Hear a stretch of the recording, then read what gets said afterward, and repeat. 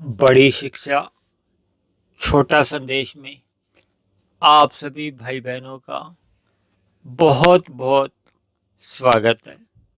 आज की चर्चा का विषय है स्वर्ग में नरक। देखिए, अक्सर स्वर्ग और नरक को हम सभी लोग अच्छी तरह जानते ही हैं। देखिए, मोटे अर्थों में स्वर्ग का अर्थ लिया जाता है सुखों से और नरक का अभिप्राय माना जाता है दुखों से। लेकिन आज की जो हम चर्चा करने जा रहे हैं उस पर थोड़ा एक अलग दृष्टिकोण से, क्योंकि आज का विषय ही क्या है, स्वर्ग में नरक। देखिए, शास्त्रों में तीन ही तत्व मुख्य रूप से बताए गए हैं: जीव, माया और भगवान।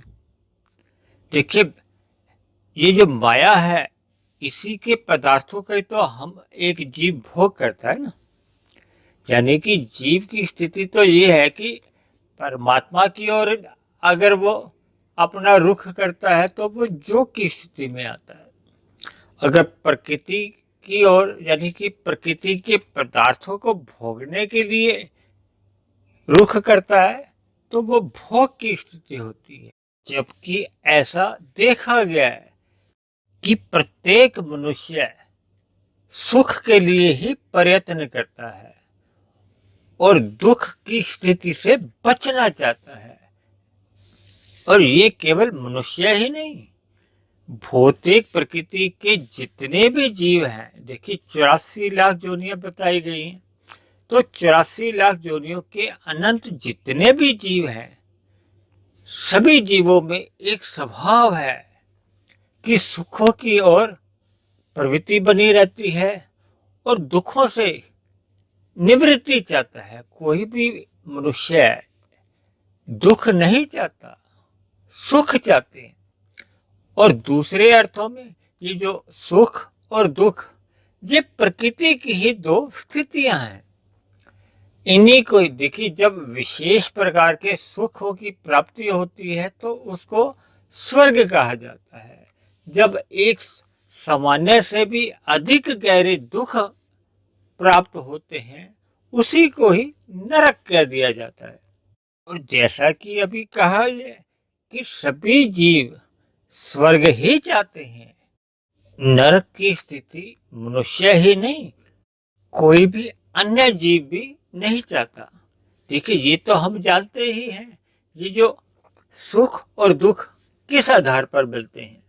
देखिए, परमात्मा तो नहीं चाहते कि किसी को भी दुख मिले, तो ये जो सुख और दुख मिलते कैसे हैं।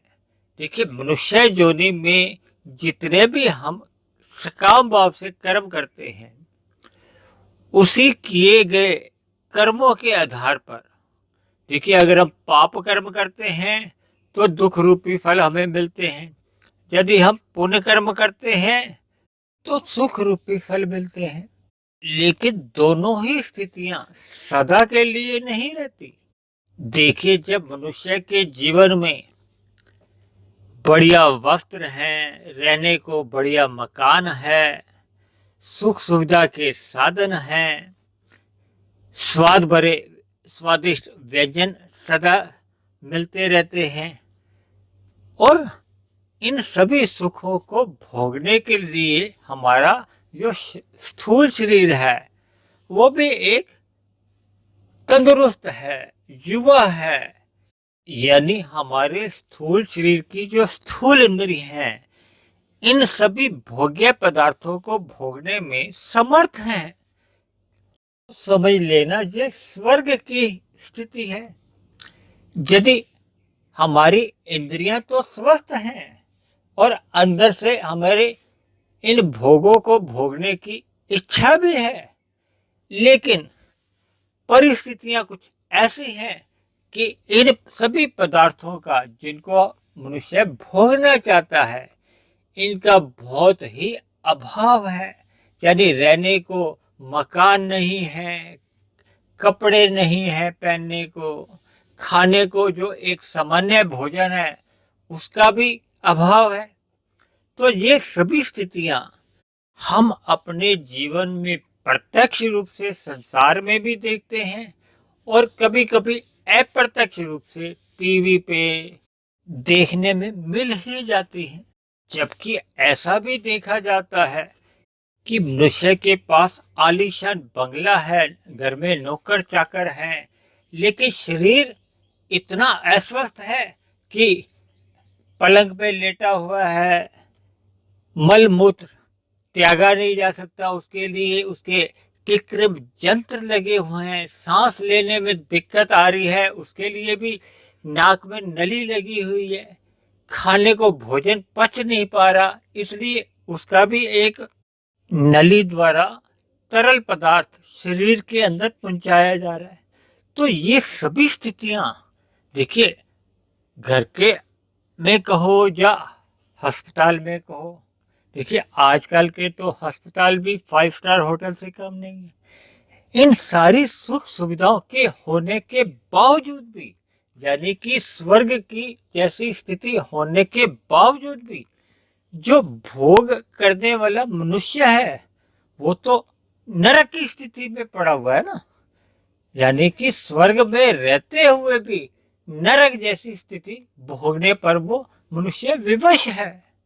जबकि दूसरी ओर ऐसा भी देखा गया है कि स्वर्ग जैसे सुखों को भोगते भोगते मनुष्य में प्रमाद आने लगता है। प्रमाद के रहते हुए मनुष्य अपने कर्तव्यों का पालन कर नहीं पाता और ऐसे में अक्सर क्या होता है, पाप कर्म होने आरंभ हो जाते हैं, जो कि भविष्य में मिलने वाले दुख कहो या नरक का बीज डाल देते हैं, जो भविष्य में दुख रूपी या नरक रूपी फल लेकर आता ही है।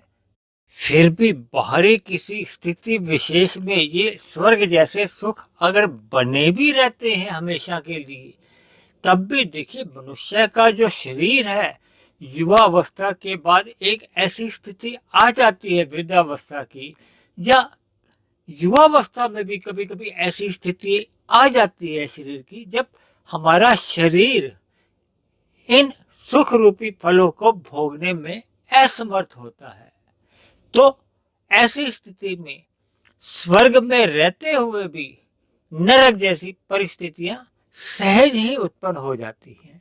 इसलिए मेरी आप सभी भाई बहनों से विनती है कि प्रकृति के सुखों की ओर से ध्यान हटाते हुए, देखिए मनुष्य योनि मिली है परमात्मा को जानने के लिए, समझने के लिए और पाने के लिए, और परमात्मा की स्थिति सुख दुख से परे है।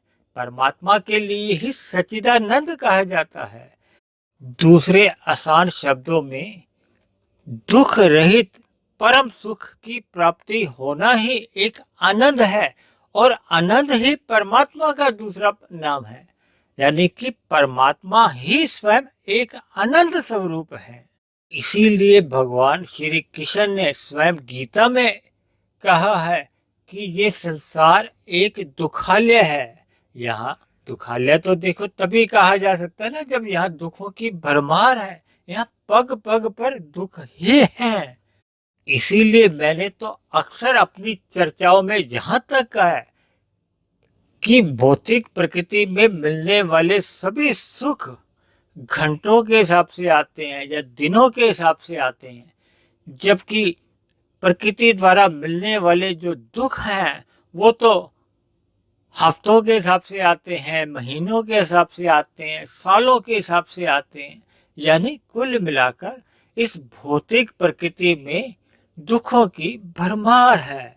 इसलिए मेरी आप सभी भाई बहनों से विनती है कि ये स्वर्ग नरक से ऊंचे उठते हुए परमात्मा के सत्संग करते रहिए, ताकि परमात्मा से आपकी प्रीति बने। इन्हीं शब्दों के साथ आज की चर्चा को हम यही विश्राम देते हैं।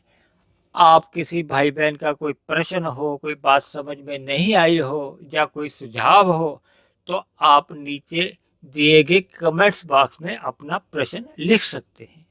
तो इन्हीं शब्दों के साथ आप सभी भाई बहनों का बहुत बहुत धन्यवाद। कल फिर मिलते हैं एक नए विषय को लेकर, एक नए संदेश के साथ।